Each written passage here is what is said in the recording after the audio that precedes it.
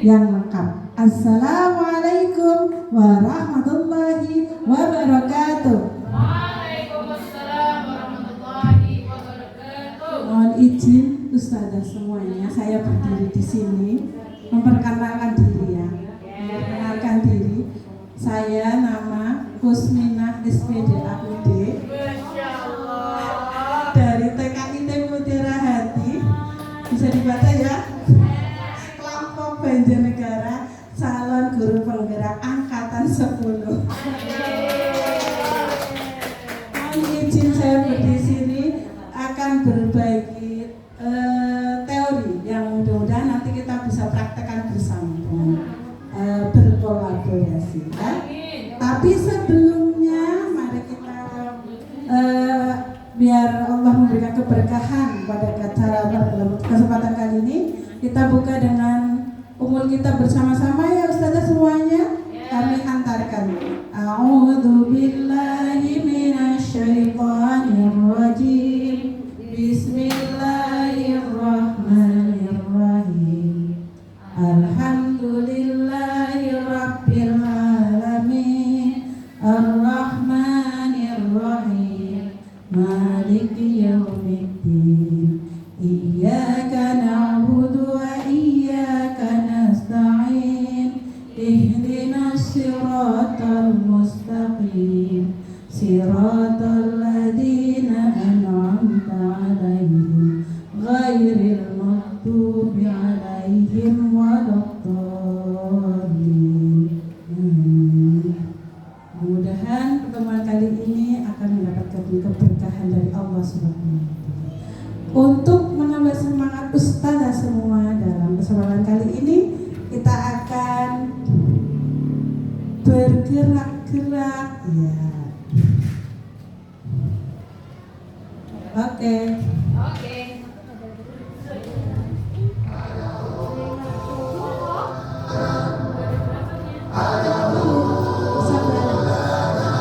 Iya.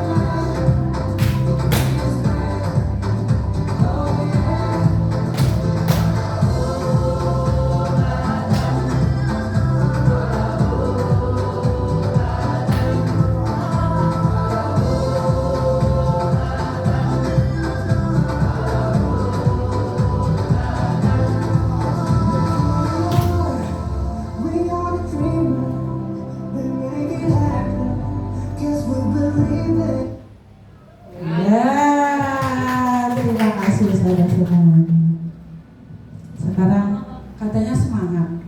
Coba Ustazah lagi semangat. Kalau saya saya tunjukkan jari satu, berarti teman-teman bilang se. Kalau dua, kalau tembak ma. Kalau tiga, ngat. Ya siap ya. Siap. Fokus. Ma. Ya.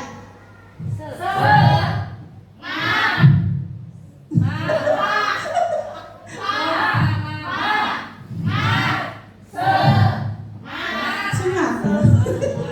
Ya, lagi.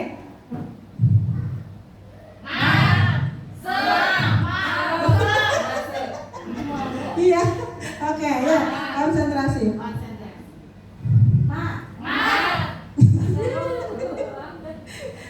Konsentrasi. Iya.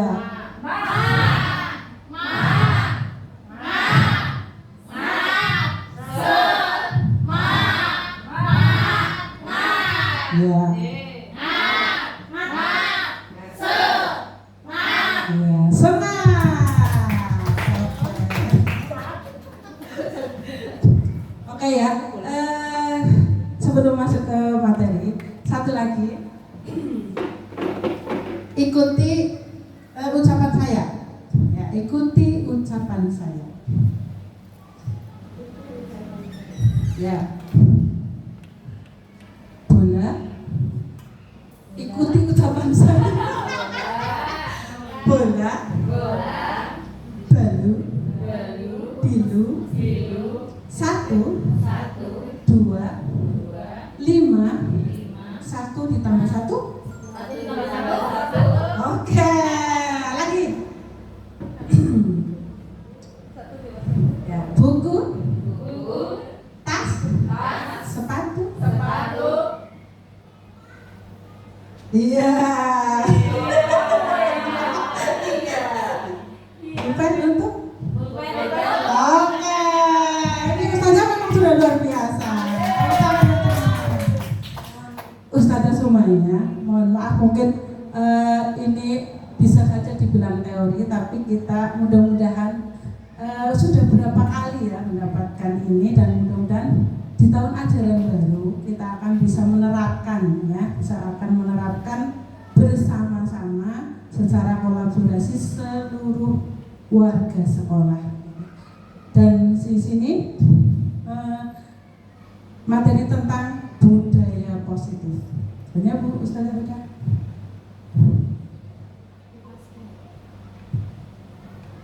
Ya. Di sini ada pertanyaan pemantik, nanti Ustazah semuanya bisa menjawab ya. Kelihatan semua enggak? Terlihat jelas? Jelas. Oke. Boleh dibacakan Ustazah Leli? Silakan. Bismillah. Pertanyaan pemantik. Nanti teman-teman yang menjawab. Oh ya, setuju atau tidak ya teman-teman? Yang pertama, hukuman dapat mendisiplinkan anak. Setuju apa tidak? Hukuman dapat mendisiplinkan anak. Tidak setuju. Tidak setuju. Ya. Ya, yang tidak setuju? Tidak setuju. Ya, bertanggung jawab. Ya,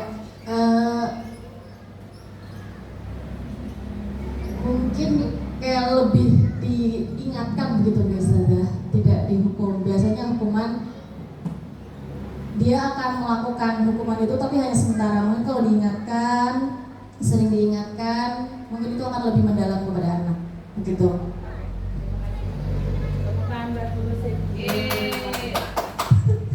Oke, selanjutnya apa Ustazah lagi? Nomor 2, pemberian hukuman dengan hal positif seperti membaca atau membersihkan halaman sekolah dapat meningkatkan disiplin anak. Setuju atau tidak teman-teman? Tidak setuju? Ya. Oke, Ustazah Ivana pertama kali.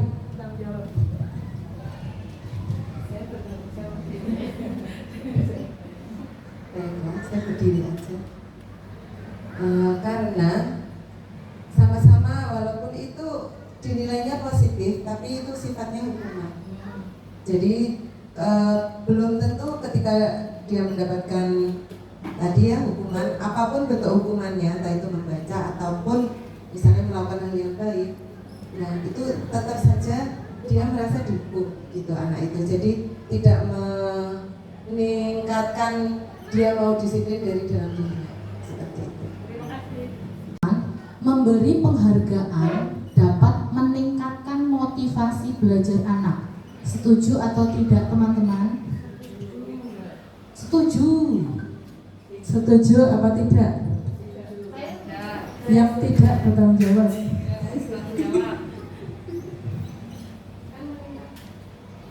Memberi penghargaan dapat meningkatkan motivasi belajar anak. Ketika nanti tidak diberi penghargaan, motivasi anak itu akan low lagi, kayak gitu. Jadi mungkin bukan motivasi penghargaan, mungkin penghargaan boleh diberikan, tapi tidak terus menerus gitu. Oke, sesekali boleh. Oke. Oke, ya terima kasih buat semuanya. Nanti kita akan bahas selanjutnya. Silakan Ustazah Huda. Ya, lanjut. Eksplorasi pembelajaran disiplin positif dan nilai-nilai kebajikan universal. Ya, lanjut Ustazah Huda. Di sini ada perubahan paradigma. Kegiatan kepalan tangan. Nah, sekarang teman-teman ada kertas enggak? Ya, tulis di tanganmu. Tulis di tangan, silakan sesuatu apapun yang sangat berharga dan diimpi-impikan yang akan dipertahankan sampai titik darah penghabisan walaupun apapun yang terjadi. Dan ada dua orang yang akan memperagakan bagaimana dia akan mempertahankan sesuatu yang dia miliki, ya, sampai yang menginginkan untuk memberikannya itu lelah dan menyerah. Ya, silakan dua orang, Ustazah Esti sama Ustazah Fitri. Ini yang lembut dan yang tegas. Oh iya. Oke, Ustazah Lucy sama Ustazah Esti. Ya, coba. Rayuannya bagaimana nih? Yang dirayu Bu Esti. Ya, jangan yang depan. Dulu sih merayu, ayo merayu. Sampai dapat posisi untuk yang pengen membuka itu boleh merayu, boleh menghadik, boleh menyogok ibaratnya, boleh nyogok, boleh apapun. Dia berusaha sangat-sangat keras agar dia itu bisa sampai berhasil. Tapi bukan tergantung yang punya kekuasaan, ya, yang punya kepentingan, dia mau menyerahkan atau tidak. Ya, silakan.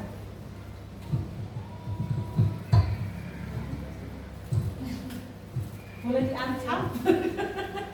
Silakan. Jadi dari pose ibaratnya sampai kasar, sampai halus pun, yang penting dia berusaha keras-kerasnya biar bisa memberikan apa yang dia miliki. Ya.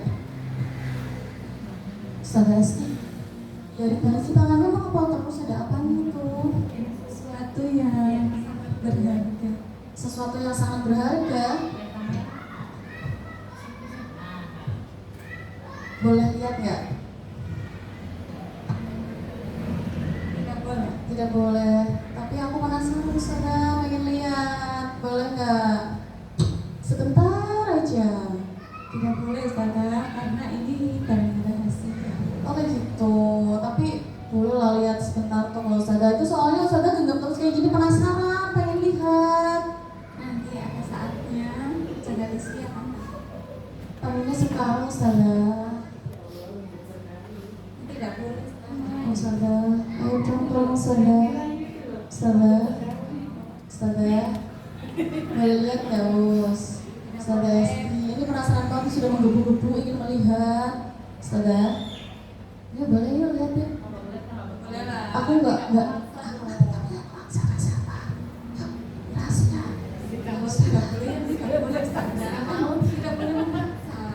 Ini nggak memaksa kan, cuma pelan-pelan bilangnya.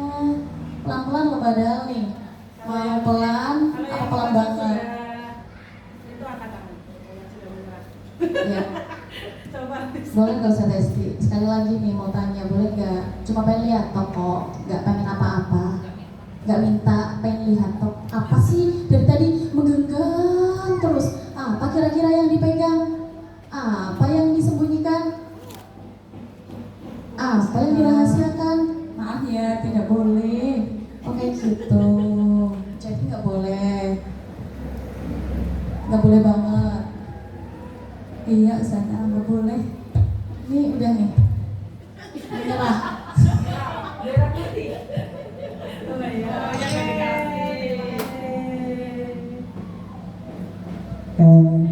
Terima kasih sudah.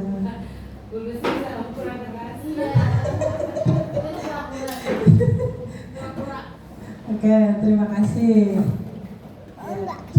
Jadi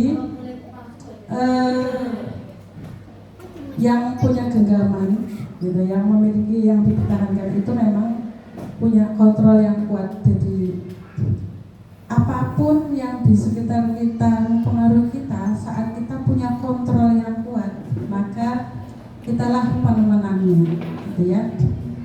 Jadi apapun pengaruhnya itu negatif, entah itu negatif, entah itu positif ya. Kalau positif mungkin akan lebih baik karena kita akan menjadi lebih baik lagi. Tapi kalau toh ada pengaruh di sekitar kita negatif, itu akan kita tetap bisa menepis ya, tanpa kita harus menyakiti tentunya ya. Oke, terima kasih. Selanjutnya sudah.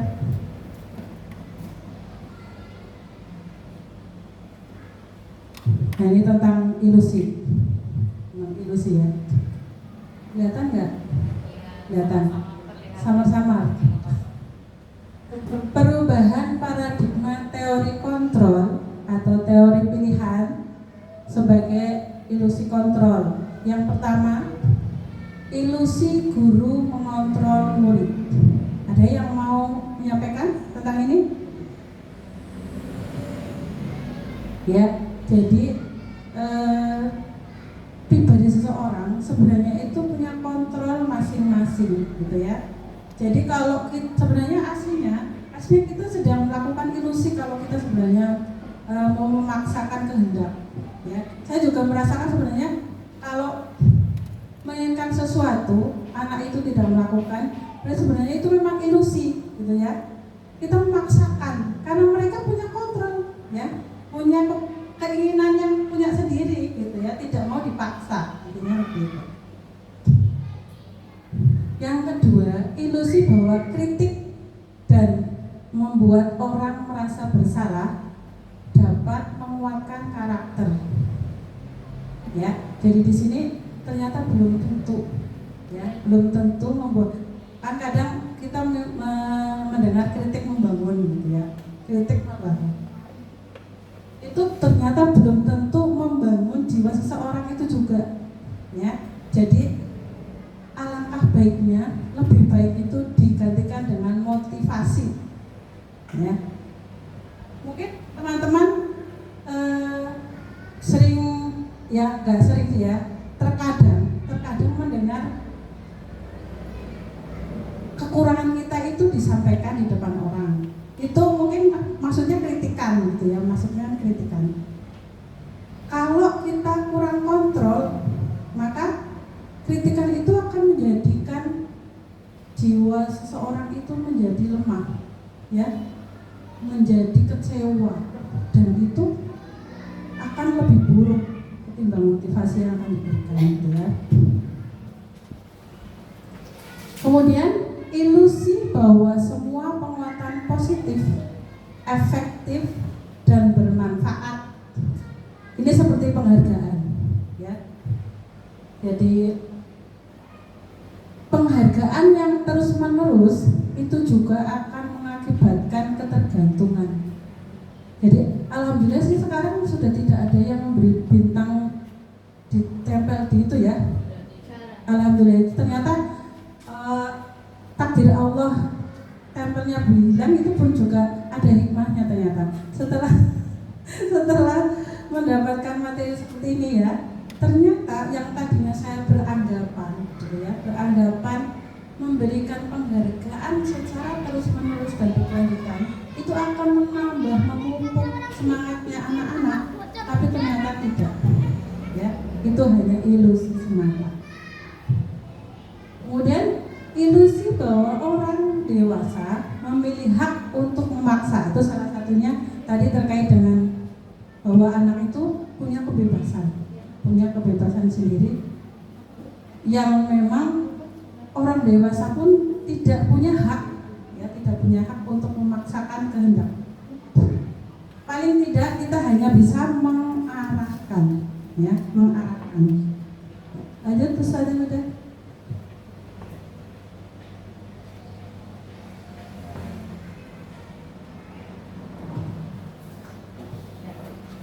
Perubahan paradigma stimulus respon teori kontrol atau teori pilihan. Siapa sesungguhnya yang memiliki kontrol? Di sini stimulus respon. Kita mencoba mengubah orang agar berpandangan sama dengan kita. Itu stimulus respon. Kemudian teori kontrol atau pilihan, kita berusaha memahami pandangan orang lain tentang dunia. Jadi lebih luas gitu ya, ini lebih luas. Kemudian perilaku buruk dilihat sebagai suatu kesalahan. Itu di stimulus respon. Kemudian di teori kontrol atau pilihan, semua perilaku memiliki tujuan. Ya, jadi ternyata setiap kesalahan pun itu karena ada sesuatu hal yang memicu, gitu ya. Ada sesuatu yang belum terpenuhi. Ya, nanti kita akan lanjut di materi berikutnya. Orang lain bisa mengontrol saya di stimulus respon, tapi di teori kontrol, ya, atau pilihan, hanya Anda yang bisa mengontrol diri Anda, hanya diri kita, ya, hanya diri kita yang bisa mengontrol kita. Kita mau apa saja, ya, hak kita. Di stimulus respon, di teori kontrol atau pilihan, Anda tidak bisa mengontrol orang lain, gitu ya. Jadi intinya memang di diri masing-masing, gitu ya. Kemudian pemaksaan ada pada saat bujukan gagal. Ya, jadi di sini ada stimulus respon itu kalau bujukan gagal ya jadi pemaksaan akhirnya, gitu ya. Ibaratnya kalau orang awam ya apa ya, yang dukun bertindak. Kalau dukun bertindak. Iya, kemudian kolaborasi dan konsensus menciptakan pilihan-pilihan baru. Jadi kerjasama intinya ya, kerjasama akan menciptakan hal-hal baru, kebaikan baru yang tentunya akan terwujud begitu. Yang terakhir, model berpikir menang kalah itu di stimulus respon. Di teori kontrol, model berpikir menang-menang. Jadi semuanya ayo maju bareng, intinya begitu ya. Kalau di kontrol ya yang lebih baik itu kalau kontrolnya masing-masing baik, maka intinya ayo maju bareng, ya. Bukan menang atau kalah. Kalau aku bisa menang, maka aku akan mengalahkanmu, begitu bukan. Tapi ibaratnya ayo maju bareng, gitu ya. Ya, lanjut Ustaz udah. Nah, ini disampaikan apakah makna disiplin? Ada yang mau berpendapat? Ustaz Anisti, disiplin?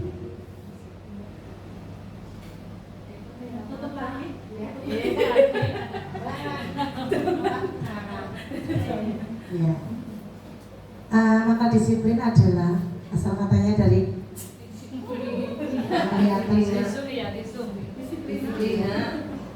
berasal dari bahasa Latin disiplina yang artinya belajar, begitu Sobat Gus. Ya. Dan untuk saya sendiri harus berlatih belajar agar saya bisa jadi disiplin gitu. Oke, terima kasih. Ada lagi yang lain? Ini yang melamun. Ayo, itu nanti gonggongnya di situ. Ya. Menurut pandangan versi Ustazah Isa saja. Iya, pandangan saja, jangan pandang sini. Saya boleh baca ya. Iya, nggak boleh. Saya juga tidak memaksa. Saya hanya meminta. Iya, Ustaz aku sudah menambahkan ilusi pada Iya, saya. iya. Disiplin itu adalah suatu yang terbangun pada jiwa seseorang, disebabkan oleh beberapa hal. Bisa kan awalnya paksaan kemudian menjadi kebiasaan. Bisa juga karena kesadaran sepenuhnya tidak perlu dipaksa menjadi kebiasaan. Terima kasih, Masya Allah. Ya.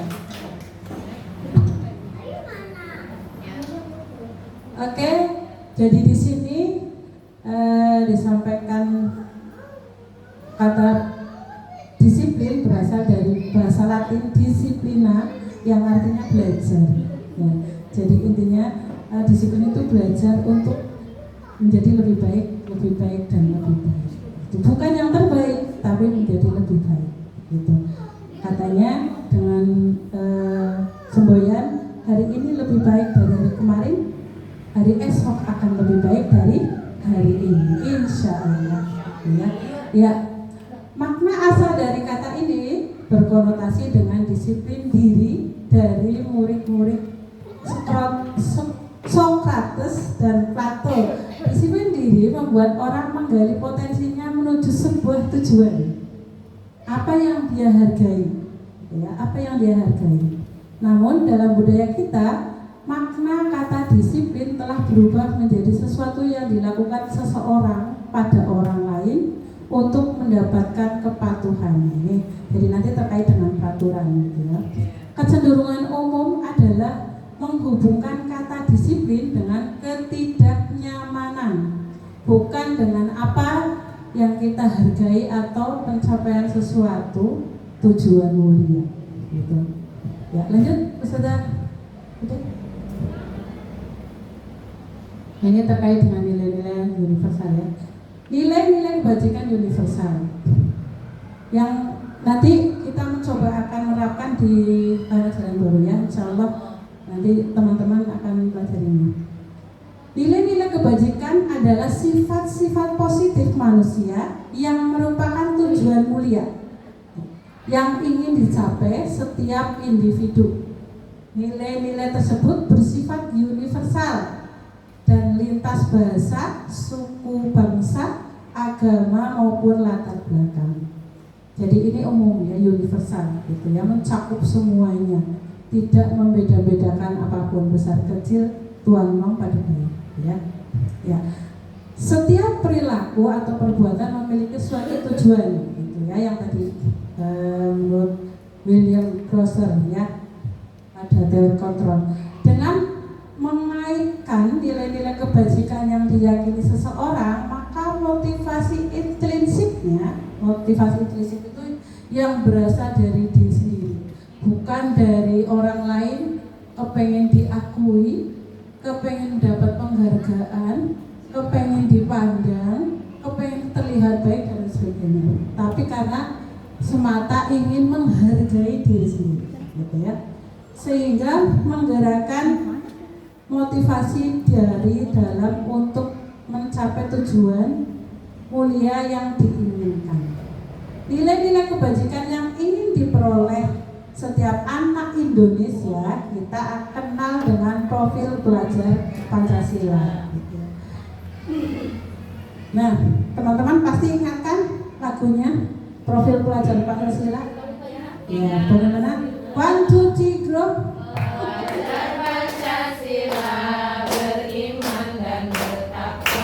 Pada Tuhan yang Esa dan berakhlak mulia, berkelindahan global, gotong royong mandiri, kreatif dan bernalar kritis. Oke, masih ingat ya, sudah di luar kepala. Dan mudah-mudahan ini adalah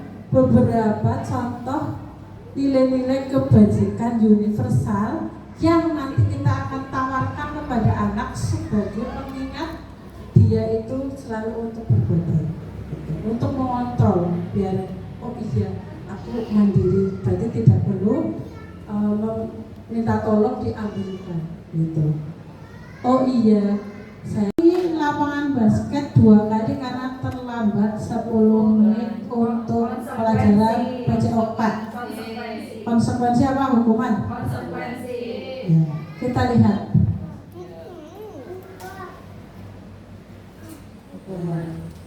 Coba. Yang pertama adalah mencatat 100 kali di dalam buku kalimat saya tidak akan terlambat lagi, karena terlambat ke sekolah adalah sebuah hukuman karena ini peraturan sepihak gitu ya. Lari mengelilingi lapangan basket 2 kali karena terlambat hadir di sekolah itu merupakan hukuman karena itu bukan pada saat pelajaran PJOK gitu ya. Murid diminta untuk push up 15 kali karena tidak menggunakan masker ke sekolah, itu hukuman ya, karena tidak ibaratnya kayak sekarang gitu, masih dikenakan untuk pakai masker dan itu tidak menggunakan, padahal sudah tidak corona gitu ya. Nah itu harus push up karena tidak memakai masker, itu merupakan sebuah hukuman. Kemudian menggantikan kertas tugas teman yang telah dicoret-coret itu konsekuensi. Kenapa konsekuensi? Karena ada kata menggantikan. Ya, menggantikan itu berarti sudah ada sebelumnya sebuah kesepakatan. Itu kata kuncinya. Membersihkan tumpahan air di meja tulis karena tersenggol ya pada saat belajar. Ya. Karena itu adalah kata menghubung yang berarti sebelumnya sudah ada kesepakatan gitu, ada kesepakatan ya. Kemudian murid disuruh untuk tidak mengenakan sepatu seharian di sekolah karena tidak mengenakan sepatu hitam, itu adalah merupakan hukuman karena itu merupakan hasil dari peraturan ya. Lari mengelilingi lapangan basket 2 kali karena terlambat 10 menit untuk pelajaran PJOK. Kenapa ini dimaksudkan konsekuensi? Karena itu pada saat pelajaran olahraga gitu. Jadi selaras gitu ya, selaras. Ya, lanjut. Ya. Perbedaan hukuman dan konsekuensi. Kalau hukuman sesuatu yang menyakitkan harus terjadi. Ya, kalau konsekuensi sesuatu harus terjadi. Kalau hukuman itu berarti intinya iya ada efek yang menyakitkan. Ya. Kalau harus terjadi itu karena memang sudah ada kesepakatan sebelumnya, jadi dia harus melakukannya intinya. Harus melakukannya, ya, harus terjadi itu.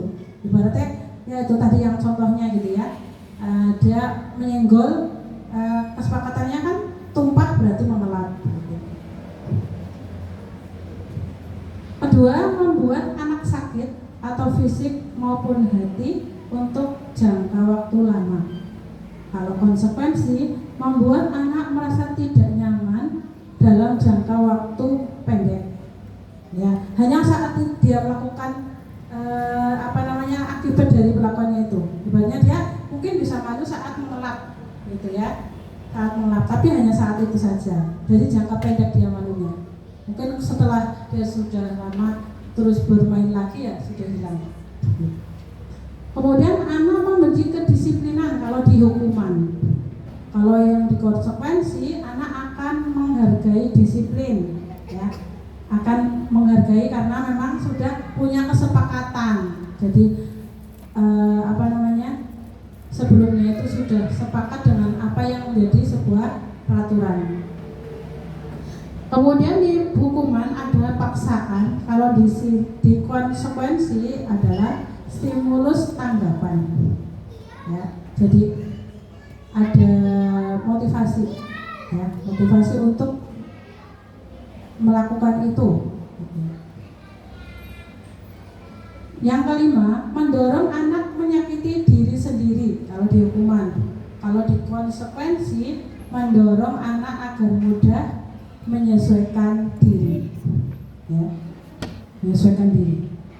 Kemudian dari hukuman, konsep diri yang buruk.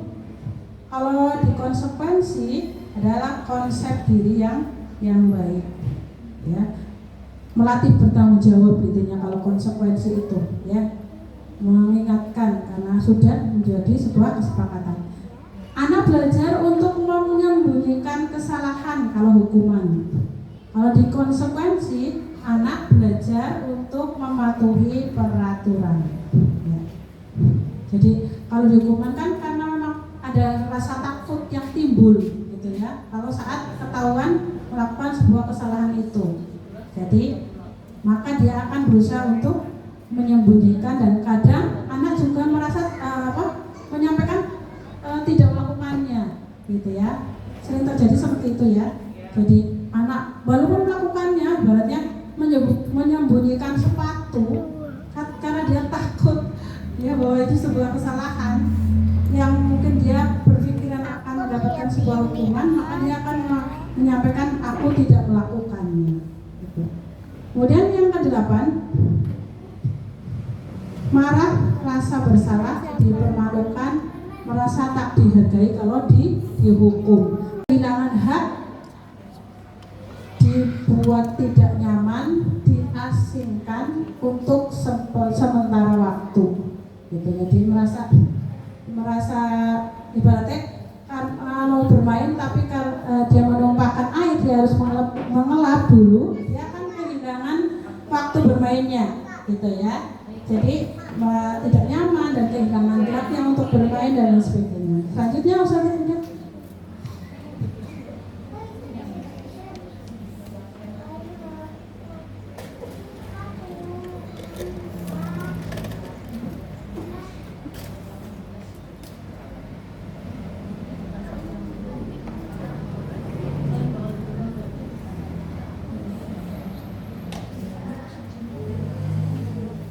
Ya, oke. Saya maraton ya Ustazah karena memang ternyata waktunya sudah. Restitusi. Apa itu restitusi? Restitusi adalah proses penciptaan kondisi bagi murid untuk memperbaiki kesalahan mereka sehingga mereka bisa kembali kepada kelompok mereka dengan karakter yang lebih kuat. Restitusi juga merupakan proses kolaboratif yang mengajarkan murid untuk mencari solusi untuk masalah mereka dan membantu murid berpikir tentang orang seperti apa yang mereka ingin menjadi tujuan mulia dan bagaimana mereka harus memperlakukan orang lain. Lanjut Ustaz. Yuk. Nah, ciri-ciri restitusi, ya ini nanti bisa diterapkan Ustazah semuanya gitu ya, tentang terkait kalau kita mendapatkan sebuah permasalahan. Seperti halnya kemarin saya mendapatkan laporan dari wali murid bahwa anak saya dikunci begitu ya oleh anak lain gitu ya, dan saya mencoba untuk menangani masalah ini dengan ini, dan alhamdulillah yang tadinya minta pindah, alhamdulillah tidak jadi. Katanya menyampaikan ke ibunya itu udah ditangani sama Ustazah Kus gitu. Dan udah baikan sama Ustazah Kus gitu.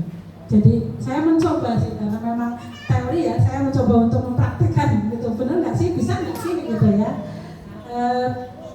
Ciri-ciri restitusi bukan untuk menebus kesalahan, namun untuk belajar dari kesalahan.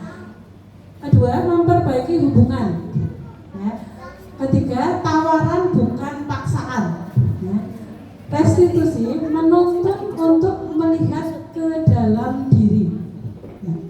Restitusi mencari kebutuhan dasar yang mendasari tindakan.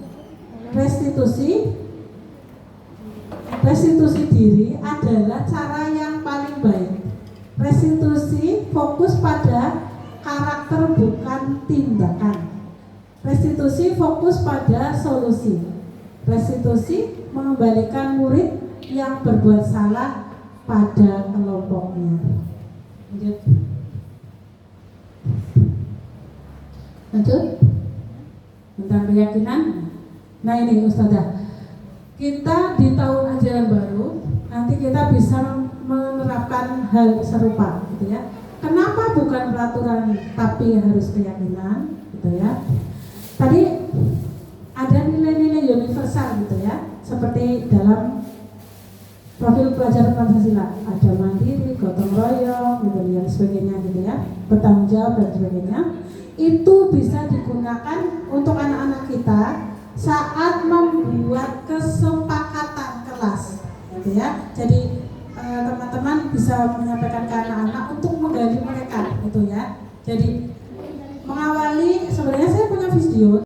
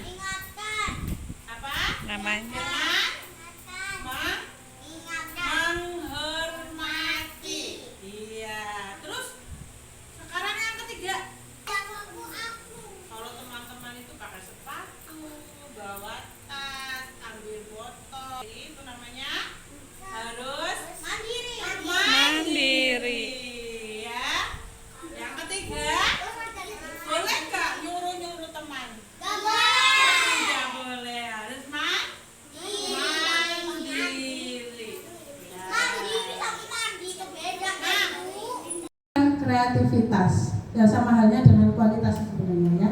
Jadi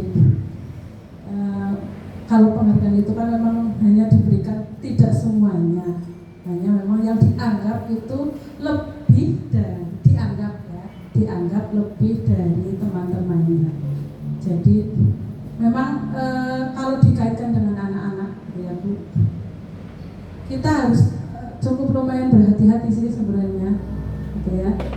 Kadang memberikan penghargaan kepada anak yang sering kita lihat itu lebih dari temannya pun kita harus berhati-hati, karena anak yang lain, kalau saya juga merasa gitu ya, saya merasa baru karena ini melihat teori ini gitu ya, ya ternyata ada sisi-sisi lain anak-anak itu yang merasa terus gitu.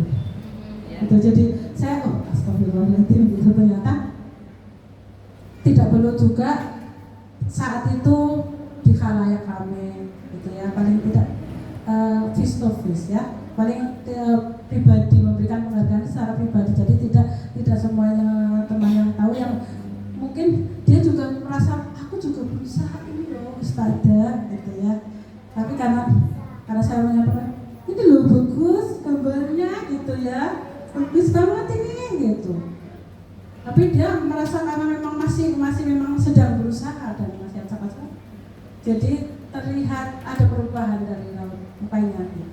Jadi memang saya lagi belajar banget tentang ya. Oh ya silakan. Kaitannya dengan sikap, misalnya sekolah itu kodim gitu ya, terus ada satu anak yang tenang, bisa tenang, kita boleh nggak tetap menjadi pengajar, misalnya dengan kata-kata positif aja sih, tidak membenarkan. Kalau kamu ya Mas, Saka sudah bisa tenang, Iya. kan dengan secara halus sudah kita udah ngomong itu loh, maksudnya secara tidak langsung. Boleh. Manakala kalau untuk masalah ketertiban. Kalau ini kalau yang saya maksud ini kayak menggambar memang ada kecenderungan ya, ada kecenderungan yang memang dia itu sudah punya bakat dan sebagainya. Kalau untuk ketertiban kan biasanya memang anak itu berganti-ganti yang tertib ya. Jadi itu boleh sekali untuk menenangkan, mengkondusifkan kondisi semula gitu ya. Nah, kalau ini ada kayak pas literasi gitu ya, literasi menulis gitu. Sebenarnya anak itu memang lagi berusaha, tapi memang kemampuannya kan beda-beda. Nah, yang setor kan biasanya saya cek gitu ya, saya cek itu, nah ini loh bagus banget gitu, misalnya rapi dan sebagainya. Ternyata yang lagi berusaha keras itu, yang memang sebenarnya mungkin perlu pendampingan saya gitu ya, itu dan saya juga kadang luput untuk mendampingi. Itu saya lihat, oh ya, ada memang yang lagi berusaha keras, yang berusaha keras itu harusnya saya yang kesana gitu, mendampingi. Dan ini yang memang lagi berusaha keras dan memang belum pada taraf yang seperti saya tunjukkan. Nah, penghargaan mengurangi motivasi intrinsiknya ini ya. Jadi biasanya karena sesuatu penghargaan itu kita akan mengejar kebaikan, melakukan semaksimal mungkin di batas kemampuan, bisa saja gitu. Ya, lanjut Ustaz Anda. Sudah boleh tanya. Ya. Berarti Ustaz menyampaikan atau menunjukkan hasil gitu ya. Itu penghargaan ya. Kalau misalnya kita sering mengucapkan barakallah misalnya gitu ya pada seseorang tadi yang sudah rajin misalnya gitu ya, itu termasuk penghargaan loh bukan? Dan menurunkan yang lain apa enggak? Yang apa? Dari sisi apa juga? Ya misalnya ada anak yang dari mainan gitu ya misalnya gitu ya. Barakallah nih anak bisa rajin sekali gitu dengan suaranya wajar. Padahal maksud kita memang untuk menunjukkan bahwa yang lain biar ngikutin dia kayak gitu kan seperti alasan gitu. Tapi itu termasuk penghargaan apa enggak yang berupa verbal gitu. Itu juga termasuk penghargaan sebenarnya. Cuma dari sisi itu bukan kalau apa namanya kemampuan itu kayak ini kan apa dari sisi ketertiban dan itu ya kerapian gitu ya, kerapian kelas yang bukan dari kemampuan seperti kognitif dan sebagainya. Nah kalau itu kan memang ada kemampuan yang anak-anak memang ada tarafnya sendiri-sendiri. Tapi kalau untuk membersihkan terus kemudian rapi itu kan memang semua orang bisa gitu. Jadi menurut saya itu termasuk bisa memotivasi, tapi bukan gitu. Tapi kehilangan hak, dibuat tidak nyaman, diasingkan untuk sementara waktu gitu. Jadi merasa ibaratnya mau bermain tapi dia menumpahkan air, dia harus mengelap dulu, dia akan kehilangan waktu bermainnya gitu ya. Jadi tidak nyaman dan kehilangan haknya untuk bermain dan sebagainya. Selanjutnya Ustaz Indah.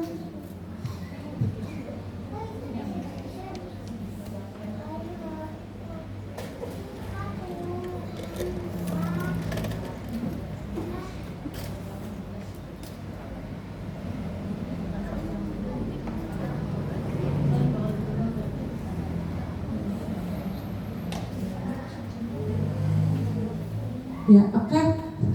Saya maraton ya Ustazah karena memang ternyata waktunya sudah. Restitusi. Apa itu restitusi? Restitusi adalah proses penciptaan kondisi bagi murid untuk memperbaiki kesalahan mereka sehingga mereka bisa kembali kepada kelompok mereka dengan karakter yang lebih kuat. Restitusi juga merupakan proses kolaboratif yang mengajarkan murid untuk mencari solusi untuk masalah mereka dan membantu murid berpikir tentang orang seperti apa yang mereka ingin menjadi tujuan mulia dan bagaimana mereka harus memperlakukan orang lain. Lanjut Ustaz. Nah, ciri-ciri restitusi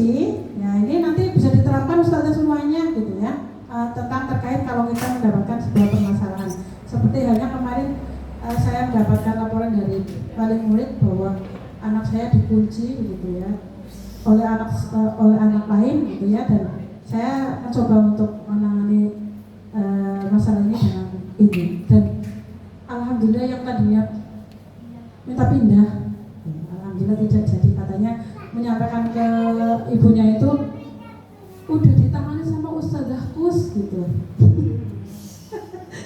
Dan udah baikan sama Ustazah Kus gitu. Jadi saya mencoba sih, karena memang teori ya, saya mencoba untuk mempraktikkan gitu. Benar nggak sih, bisa nggak sih gitu ya. Ciri-ciri restitusi bukan untuk menebus kesalahan, namun untuk belajar dari kesalahan. Kedua, memperbaiki hubungan. Ya. Ketiga, tawaran bukan paksaan. Ya. Restitusi menuntut untuk melihat ke dalam diri. Ya. Restitusi mencari kebutuhan dasar yang mendasari tindakan. Restitusi diri adalah cara yang paling baik. Restitusi fokus pada karakter bukan tindakan. Restitusi fokus pada solusi. Restitusi mengembalikan murid yang berbuat salah pada kelompoknya. Lanjut tentang keyakinan. Nah ini Ustazah, kita di tahun ajaran baru nanti kita bisa menerapkan hal serupa gitu ya. Kenapa bukan peraturan tapi harus keyakinan gitu ya. Tadi ada nilai-nilai universal gitu ya, seperti dalam profil pelajaran Pancasila ada mandiri, gotong royong gitu dan sebagainya gitu ya, bertanggung jawab dan sebagainya. Itu bisa digunakan untuk anak-anak kita saat membuat kesepakatan kelas gitu ya. Jadi teman-teman bisa menyampaikan ke anak-anak untuk menggali mereka gitu ya. Jadi mengawali, sebenarnya saya punya video tapi karena memang waktunya sudah tidak cukup gitu, saya lanjut aja ya Ustazah udah. Jadi teman-teman menggali ya, sebelum menetapkan bahwa itu sebuah peraturan gitu ya, menggali anak-anak itu dengan nilai-nilai kebajikan yang mereka sudah paham, seperti mandiri, gotong royong, membantu ya, kasih sayang dan sebagainya. Itu yang bersifat universal, mereka harus munculkan itu. Jadi apabila kalau mainan berserakan itu bagaimana ya mengingatkannya, bertanggung jawab ya, itu bukan beresan kerjaan gitu ya, tapi ayo bertanggung jawab gitu ya, bertanggung jawab. Jadi terus kalau saat ada teman yang mungkin bertengkar dan sebagainya, kita ingatkan dengan saling menyayangi gitu. Jadi yang mereka itu secara universal diingat, bukan secara spesifik gitu ya. Kalau peraturan kan biasanya lebih spesifik gitu ya. Air tumpah dilap dan sebagainya gitu ya, dan sebagainya gitu. Nah lanjut Ustazah, membuat keyakinan kelas. Besok namanya keyakinan kelas ya Ustazah Rizky ya, keyakinan kelas. Jadi yang tertempel itu bukan peraturan tapi keyakinan kelas ya. Ya itu copot, iya dicopot ganti. Nah ini peraturan keyakinan kelasnya apa kira-kira, yang seperti tadi saya sampaikan gitu ya, ada saling menghormati, bertanggung jawab dan sebagainya yang secara universal, mandiri dan sebagainya, atau kesehatan dan sebagainya. Coba Ustazah jawab yang ini. Kalau di peraturan selalu mengembalikan buku ke tempatnya, keyakinan kelas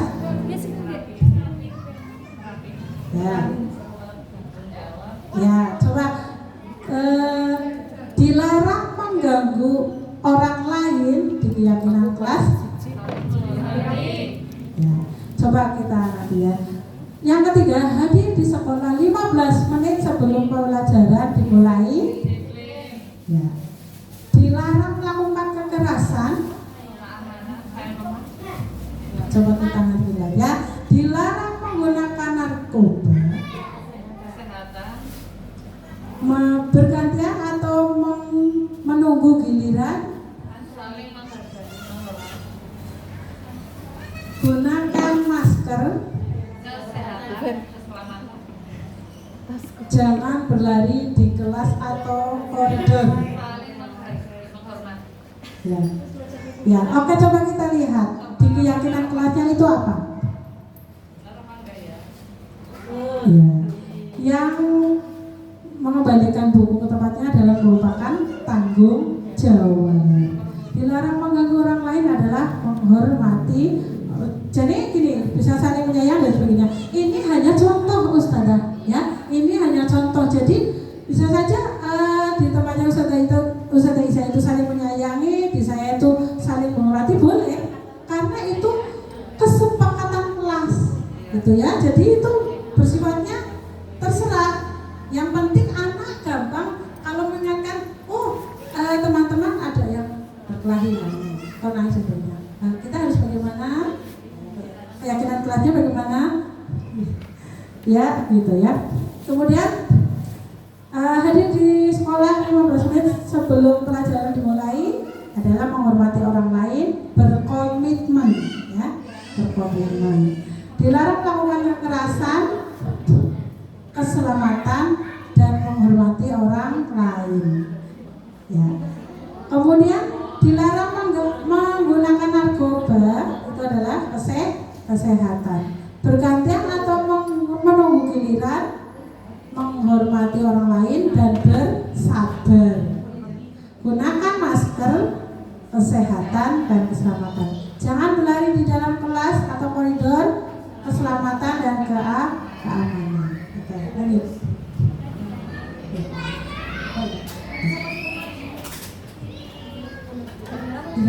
Oke.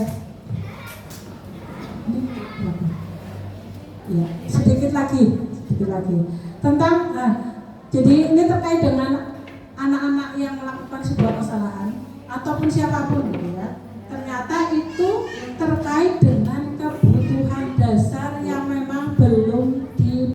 Halo Mbak Kaina sama Mbak Jehan, kemarin Ustazah dapat informasi dari ibunya Mbak Kaina, ya, yang katanya Mbak Kaina waktu itu lagi main terus pintunya ditutup, jadi nggak bisa mau masuk ke kelas, ya, itu di ruang bermain ruang sebelah, ya. Nah, Ustazah mau tanyakan sama Mbak Jehan, apa betul seperti itu? Oh betul. Kenapa Mbak Jehan melakukan itu? Apa Ustazah mau dengarkan ceritanya dari Mbak Kaina dulu? Waktu itu bagaimana ceritanya? Waktu itu bagaimana ceritanya yang di sana?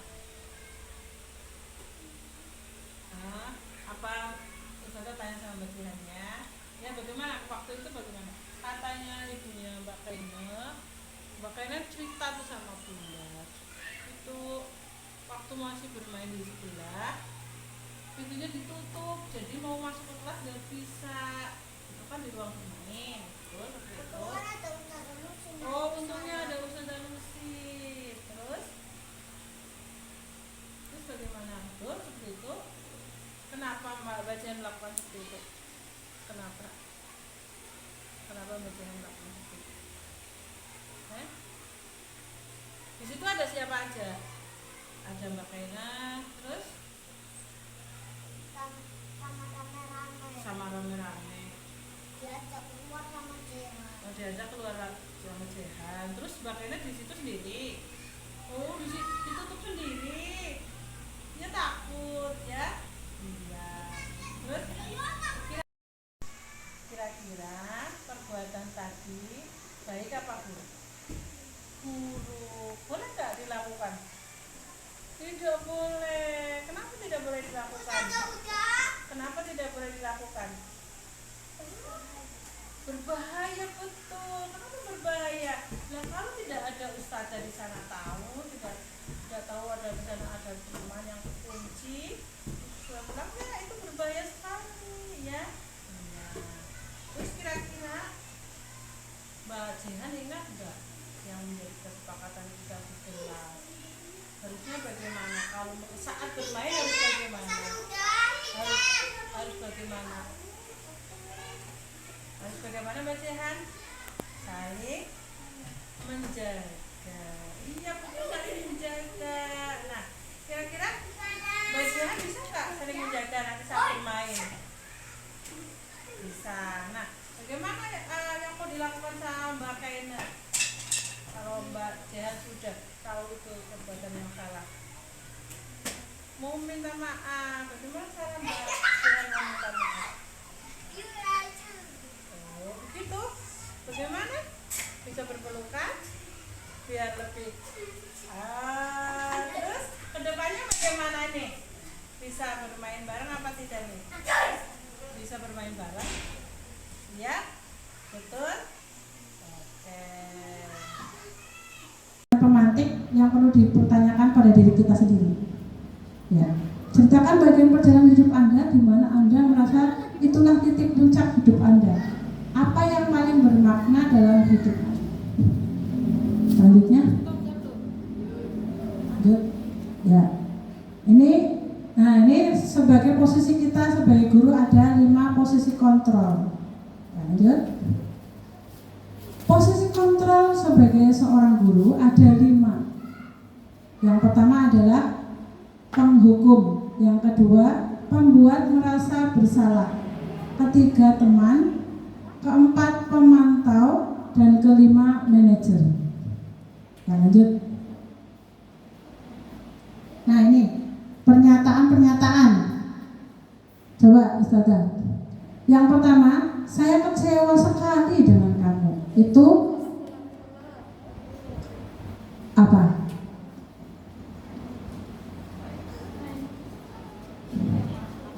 Membuat bersalah-bersalah, hukuman, teman, manajer, atau pemantau. Posisi guru. Siapa yang mengatakan itu posisi guru sebagai apa?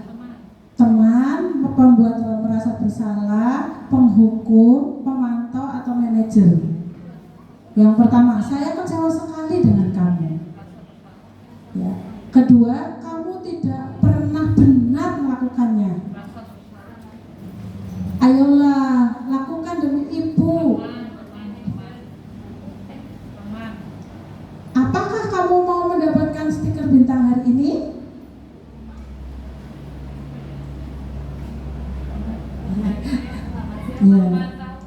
Ya, ayo lanjut. Terus, kamu selalu yang paling terakhir. Nah, coba kita lihat jawabannya. Nah, saat ada kata-kata saya kecewa, itu membuat orang merasa bersalah. Kalau ada seperti rasa-rasa toleransi, itu ada menempatkan diri sebagai teman. Ya, ayolah lakukan demi ibu. Caranya ya Ustazah, saya jadi ternyata diri saya itu masih perlu kontrol diri yang cukup banyak ya, untuk mengenali motivasi intrinsik yang ada di dalam diri saya, dan perlu digali lagi motivasinya. Ya, mungkin itu saja.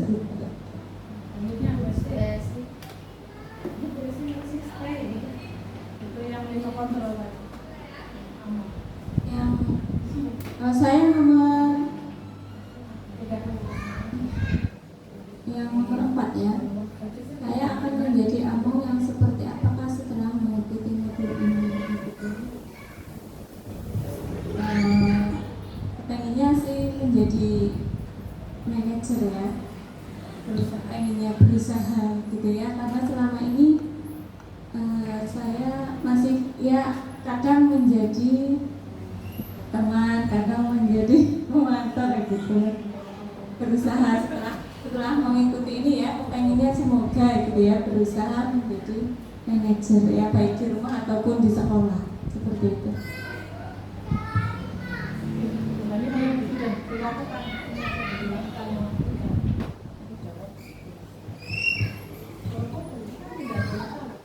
Pengalaman seperti apakah yang saya telah lakukan selama mengikuti metode ini? Mungkin hampir sama seperti Bu Esi tadi ya, menjadi manajer. Mungkin menjadi manajer, menjadi teman juga untuk anak-anak ya pemantau juga ya, terkadang juga penghukum mungkin, terus membuat merasa bersalah juga mungkin ya, terkadang karena sebagai guru juga terkadang tidak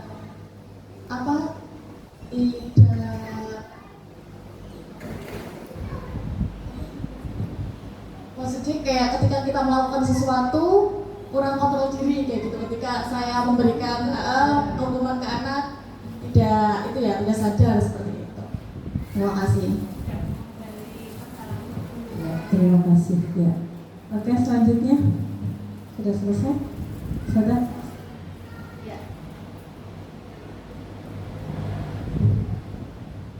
Oke, alhamdulillah. Jadi refleksi sudah disampaikan bahwasannya apapun yang mungkin pernah kita lakukan kepada anak-anak kita tidak ada salahnya dan tidak ada terlambatnya untuk kita selalu memperbaiki diri, apalagi dengan ilmu-ilmu yang mungkin kita pernah dapatkan. Kita mencoba untuk teori itu menjadi sebuah kenyataan dengan kita mempraktekkan gitu ya. Jadi alhamdulillah diseminasi kali ini sudah selesai. Terima kasih Ustazah semuanya. Izinkan untuk membacakan pantun. Anak gembira, anak produktif, suasana kelas tetap kondusif, warga sekolah kolaboratif, wujudkan bersama budaya positif. Assalamualaikum warahmatullahi wabarakatuh.